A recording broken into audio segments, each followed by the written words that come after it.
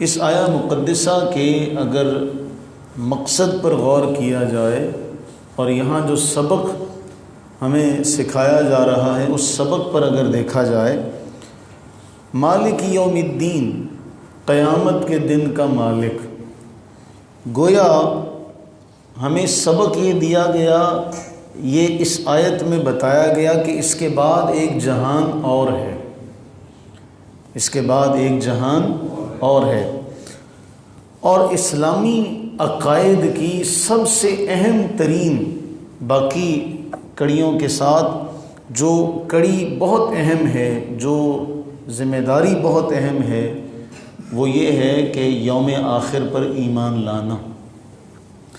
آپ دیکھیے گا قرآن کریم میں سب سے زیادہ زور جس بات پر دیا گیا، ایمان باللہ، اس کی اہمیت کو بیان کرنے کے بعد سب سے زیادہ زور یوم آخر پر دیا گیا۔ ہم ایمان مفصل اور ایمان مجمل میں یہی پڑھتے ہیں نا کہ میں اللہ پر اور اس کے بعد یوم آخر پر ایمان لاتا ہوں۔ یوم آخر یہ کیوں کہا گیا؟ اس لیے کہ جتنے بھی دنیا میں اعمال ہیں، احوال ہیں، ان کے نتائج کا جو اصلی مظہر ہے وہ تو قیامت کے دن ہی ظاہر ہوگا۔ اگر نیک ہے تو اس کی نیکیوں کا ثمرہ آخر میں ظاہر ہوگا، اگر بد ہے تو اس کی بدیوں کا بھی انجام آخرت میں ہی اسے دیا جائے گا۔ تو اصل میں قرآن ہمیں مالک یوم الدین میں بتانا یہ چاہ رہا ہے کہ جو زندگی تم گزار رہے ہو یہاں ہمیشہ تم نے رہنا نہیں، اس کے بعد تمہاری اگلی زندگی ہے، تو تم یہاں جو بھی کرو یہ سوچ کرو کہ مالک یوم الدین، جو بھی کام یہاں کرو یہ ہمیں بلا کر سبق دیا جاتا ہے، کچھ وقت کے بعد ہمیں پھر بلا لیا جاتا ہے۔ اب ہم رات گزار لیں گے، اس کے بعد صبح پھر اللہ کے گھر سے آواز آئے گی آؤ، پھر یہاں حاضر ہو کے پھر یہ سبق پڑھایا جائے گا کہ یاد یہ دنیا ہمیشہ نہیں رہنی، آگے جانا ہے، اور یہاں جو کچھ کرو گے اس کا تم نے حساب وہاں دینا ہے۔ تو یہ جو سبق ہمیں دیا جا رہا ہے یہ اس بات کی طرف بھی اشارہ کرتا ہے کہ یہاں فائدہ ضرور اٹھاؤ، یہاں آئے ہو، ظاہر سی بات ہے یہاں آنے کا کوئی مقصد ہے، لیکن اس بات کو یاد رکھو کہ جو وقت تم پر آنا ہے۔ اب اس میں ایک بڑی اہم بات صاحب روح القرآن ڈاکٹر صدیقی صاحب، بڑی شخصیت ہے لاہور کی، انہوں نے ایک روایت لکھی، میں انہی کے ریفرنس سے آپ کے سامنے پیش کر رہا ہوں۔ سیدنا عبداللہ ابن مسعود رضی اللہ تعالیٰ عنہ بیان کرتے ہیں کہ ایک مرتبہ ایسا ہوا کہ رسول اللہ صلی اللہ علیہ وسلم رفع حاجت کے لیے باہر نکلے، میں آپ کے ساتھ تھا۔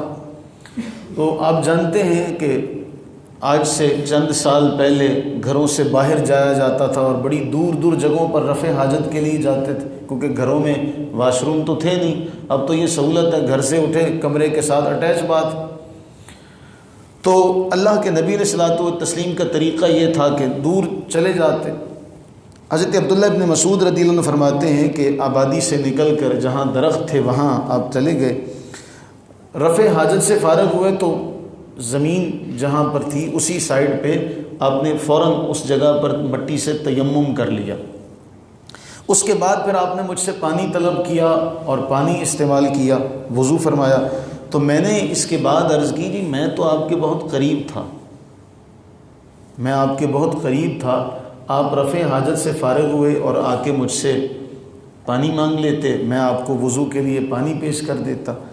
تو آپ نے فرمایا اے عبداللہ، کیا مجھے اس بات کا یقین ہو سکتا ہے کہ پانی تک پہنچنے سے پہلے یا پانی مجھ تک پہنچے اس سے پہلے کیا اس زندگی کی ضمانت ہے کوئی؟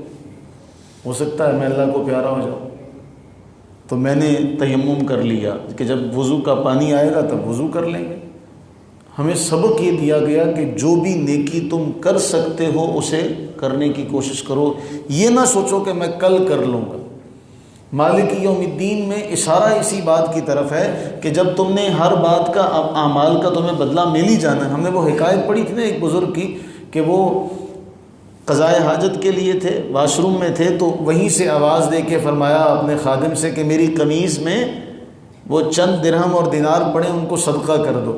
تو خادم نے بعد میں عرض کی جی آپ نے نہا کر باہر آ ہی جانا تھا، تو آپ نے وہیں سے مجھے آواز کیوں دی؟ تو بزرگ فرمان لگے مجھے کیا خبر کہ باہر آتے آتے میرا ارادہ بدل جائے، شیطان ساتھ ہے، وہ آ کر مجھے خیرات کرنے سے روک دے تو میں باہر آ کے وہ ارادہ ہی بدل دوں۔ تو جیسے ہی نیکی کا خیال آئے نا، تو اس کے بارے میں ایک روایات میں آیا اور صوفیاء نے خاص طور پہ فرمایا نیکی کا خیال اللہ کی طرف سے انسان کے دل میں ڈالا جاتا ہے، تو یہ نیکی کا خیال بھی ایک مہمان کی حیثیت رکھتا ہے۔ تو جب جیسے ہی آپ کے دل میں نیکی کا خیال آئے تو کبھی بھی اس کو نظر انداز نہ کریں، فوراً وہ نیکی کر گزریں۔ کیوں؟ وہ نیکی کر لیں گے اللہ کے ہاں اس کا اجر ملے گا۔ مالک یوم الدین میں اشارہ ہے اس بات کی طرف کہ یہاں تم نے ہمیشہ نہیں رہنا، یہاں سے تم نے اگلے جہان جانا ہے۔ دعا کریں کہ باری تعالیٰ اپنے مالک یوم الدین ہونے کا صدقہ ہم سب کی بے حساب بخشش و مغفرت فرمائے، آمین ثم آمین۔